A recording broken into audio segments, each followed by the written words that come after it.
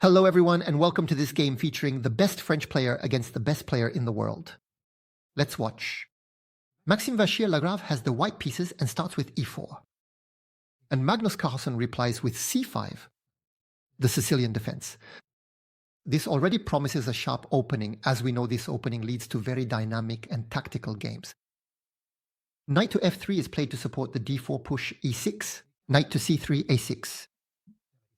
He pushed d4, capture on d4, and a recapture with the queen. And here, I want to draw your attention to this snapshot of the position, because we can see that white is much better developed. They have 3 pieces in play versus none, and a pawn in the center. Both bishops are ready to be developed, and castling will be much faster than what the black king can manage. And yet, if you look at this position, according to analysis engines, it's not in white's favor. It's actually a fairly equal position overall. So why is that? Because most of the time, when you watch videos on YouTube, chess YouTubers will tell you that development in the opening is the most important thing. Develop your pieces to castle as quickly as possible. These are the principles you may have been told. But here, white is much better developed and better positioned in the center. Just look at what black is playing. They play b5, so bishop to f4. And we end up with 4. Major pieces developed, the pawn on e4 in the center, the white king who can do queenside castling, but who can also do a quick kingside castling after the bishop is developed. And yet black's position is not worse, despite all the black pieces still on the 8th rank. So, what explains this? And why can the best player in the world, Magnus Carlsen, afford to play like this? Well, quite simply, the development advantage is a fleeting one. It doesn't last, and you have to make something of it rather quickly. That is, use the development advantage to attack, checkmate if possible, or more commonly, try to win material or worsen your opponent's position. But what if you have a development advantage and you don't have the means to go after your opponent's position? And to be able to change it in your favor, then the development advantage evaporates and the position will eventually equalize in terms of development, because black will eventually finish developing as well. So development is interesting, yes, as long as it can be realized and turned into something more tangible, more concrete and lasting, which is not going to happen in this opening. Because here Carlsen is going to start developing. He plays bishop b7, queenside castling by Maxime Vachier-Lagrave, knight f6, and we can already see that the black pieces are attacking the e4 pawn twice. And black could look to play b4, protected by the bishop, to chase the white knight away from defending the e4 pawn. Here, white will play bishop to d3 to develop and defend the d4 pawn. Pushing f5 would give the d5 square to the knight. And in case of an exchange, you could simply recapture with the bishop. And if white tries to avoid this exchange and plays knight to a4, that would lose the bishop on f4 because the queen would no longer be defending it from the side.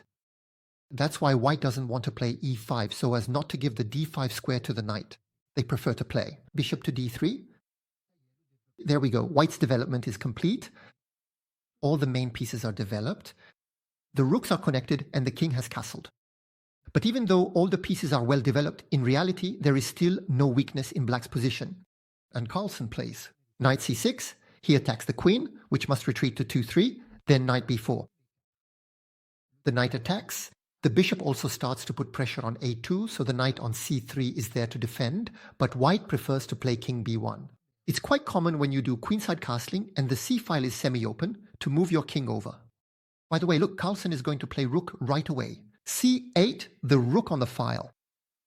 a3 is played to push back the knight. The problem with this move a3 is that it creates a point of contact, what we call a lever on b4, on that b4 square. That is, once the knight leaves, the pawn on b5 can come to b4 to try to break open the position, take on a3, and open the file at the expense of the safety of the white king. So for now, the player with better development, and the one who risks being attacked. By the way, Carlsen isn't going to move his knight right away. He's going to be cleverer. He'll bring out his bishop to c5 under the protection of the rook to attack the queen, which retreats to e2, and then knight takes d3. Rook recaptures, and after 7 is pushed, b4 comes. You see, this point of contact with the pawn on a3 is to open up the position. The b-pawn is actually a battering ram that comes to break the white king's defenses. Capture on b4, bishop takes b4. Now there's another problem. The bishop is attacking the knight. We have this double attack, by the way, which again threatens to destroy the white castling. And then, if the kdc3 is no longer there, there's also this capture on e4, which could become possible. So white plays bishop and 5, they come to double the defenses of the knight. We could already be interested in taking the kdc3 to try to win the pawn on e4 afterwards. But here, Carlsen prefers to do the castling, to put his king in safety. And you can see that the game has led to opposite castling. Each player is going to fight on the other's castled side. And for this strategy, black has a few advantages. They have the B and C files, which are semi-open files, meaning files where they have no pawns.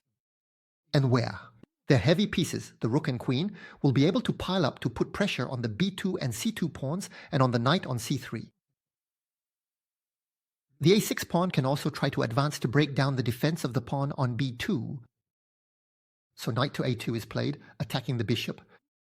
And here Carlsen, as you can see, doesn't move his bishop and plays A5, with the idea that if knight takes bishop, which didn't happen in the game, but if knight takes bishop, the pawn can recapture.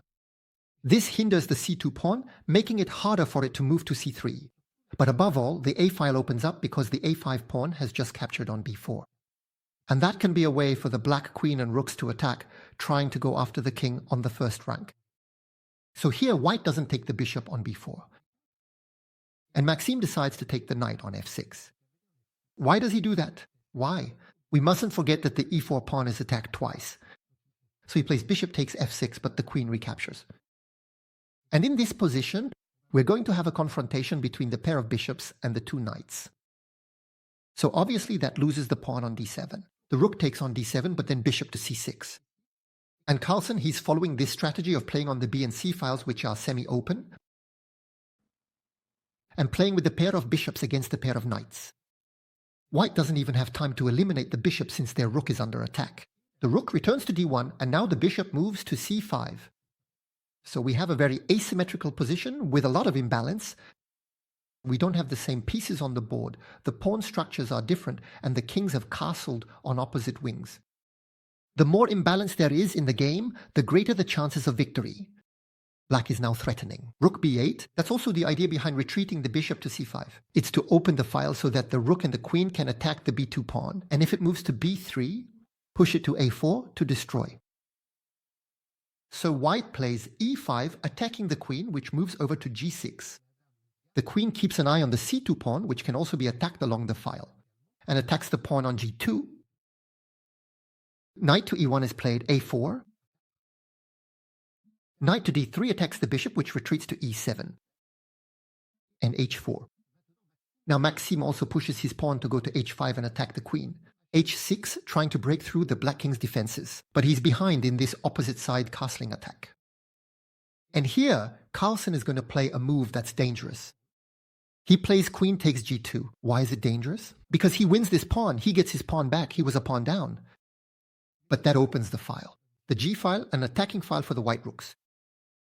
And in fact, white will immediately play rook to g1. So why did he do that? Carlsen did it because he planned to play queen e4 immediately to propose the exchange of queens and to have a very well centralized queen in the position.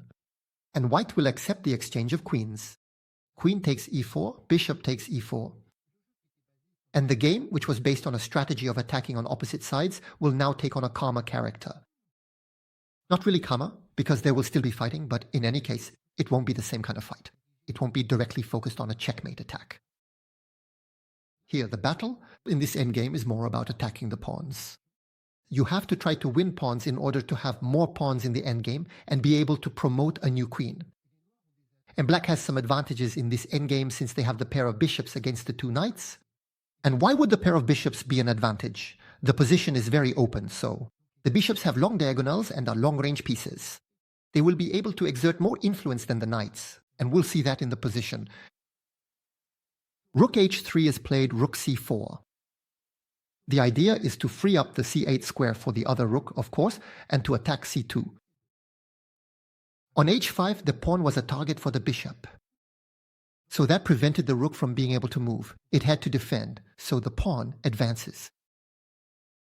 Rook fc8 attacking the c2 pawn, c3 is played. Rook d8, we attack the knight twice, the knight which is pinned. The king comes to protect a second time. Bishop f5, we attack the rook, which comes to g3. White threatens the g7 pawn, but g6, capture on g6. And now I'd like to ask you a question. By the way, what would you recapture with? The f7 pawn, the h7 pawn, or the bishop on f5? Here, the best recapture is to take with the f7 pawn on g6. Recapturing with the bishop. That would pin the bishop, which couldn't move for now. Recapturing with the h-pawn towards the center has the drawback of losing the possibility of having a distant passed pawn. That is, the g6 pawn won't be a passed pawn since it can be stopped by the pawn on f2. Whereas by recapturing with the other pawn, you keep this distant passed pawn. A passed pawn is a pawn that cannot be blocked on its way to promotion by another pawn, by an opponent's pawn. And white has no pawns to stop this h-pawn. Of course, they have the rooks, they have pieces. But if the pieces are exchanged, this h-pawn would be a real asset. Knight to c1 is played to defend once again the knight on d3. And here, a brilliant move by Carlsen, rook e4. It simply threatens to take the pawn on e5. Since the knight d3 is pinned on the diagonal, or would be pinned as soon as we play rook p3. And there is no way to unpin this knight. For example, the king, if it moves to b1, there will always be the pin along the diagonal. And if it moves to d2 or d1, there will be a pin along the file. So if white doesn't want to lose the e5 pawn, they have to play rook to e3, and that's what was played in the game. But after rook takes, pawn recaptures, black's position has improved considerably. Because black still has this pair of bishops against the pair of knights. You can see that the knight on d3 is struggling because of this pin, by the way. But now black has two connected passed pawns, meaning they can support each other. And these pawns are going to be very important. They can advance without being hindered by white's pawns. Whereas white has doubled, isolated pawns on the e-file. It's harsh, this difference between the two distant passed pawns and the two doubled pawns. And the pair of bishops against the pair of knights pinned. And in fact, Carlsen pushes the pawn to h5. King to d2. King g7, king e2. The purpose of moving the king was simply to free the knight on d3 from any pin. Rook to b8. They're attacking b2, so in the end the knight still can't move. King f3, g5. The two connected passed pawns begin their advance. e4, g4 check. King e3, bishop g5. Check. And here, if the king moves back, it loses another pawn. So, knight to f4. Bishop g6, and once again the knight is pinned. Earlier, it was pinned by the bishop of white square. Now it's pinned by the bishop of black square. Knight d3. And as you can see, we have both bishops attacking against both knights defending. And the two connected passed pawns that can advance against the two isolated pawns, blocked by the pawn on 6. The king comes to h6. White still has a passed pawn. They push it. c4. Rook f8. We're attacking the knight. c5. And now Carlsen's move, which will provoke a quick resignation. What is he going to play? Carlsen, I invite you to pause the video to think calmly and try to find black's decisive move. So what did you come up with? Here, Carlsen plays bishop e8. After all, the light square bishop is the piece that's least involved in the fight. The light square bishop attacks the e4 pawn, but it's well defended. The idea is to break through the defenses of the knight on f4. This knight is attacked twice, defended twice. We can't attack it a third time. And a bishop of a light square couldn't attack a knight on a dark square. On the other hand, Carlsen can go after the knight on d3, which is defending f4. If you can't add an attacker, try to remove a defender. And that's exactly what Carlsen is going to do with this move, bishop to e8. Not only does it control the c6 square to prevent the pawn from advancing, but it also simply threatens bishop to b5. And after that, he can take the knight. The pinned knight on f4 won't be able to recapture. If the king recaptures, the knight on f4 will inevitably fall. In the game, white played king to e2. But that immediately loses the knight.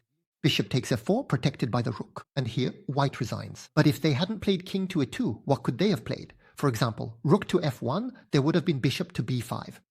And it's actually terrible. All these pins everywhere, both on the diagonals and on the file. Everything is pinned. Both knights are pinned against both bishops. The two distant passed pawns, which can advance. And then here, we're threatening anyway we take out the first knight. As soon as the king takes, it will lose the knight on f4 anyway. So quite a severe defeat for Maxime Vachier-Lagrave. And let me explain. This defeat happens in the 18th round. There are 19, and the goal is to finish in the top 4 to be able to play in the semifinals. And as you can see, Maxime Vachier-Lagrave finishes 5th. The worst spot, he's just one place away from the top 4. Who will take part in the semifinals? Well, there you go. If you enjoyed the video, you can leave me likes, comments, and share it. And we'll see each other soon for new adventures. Goodbye, everyone.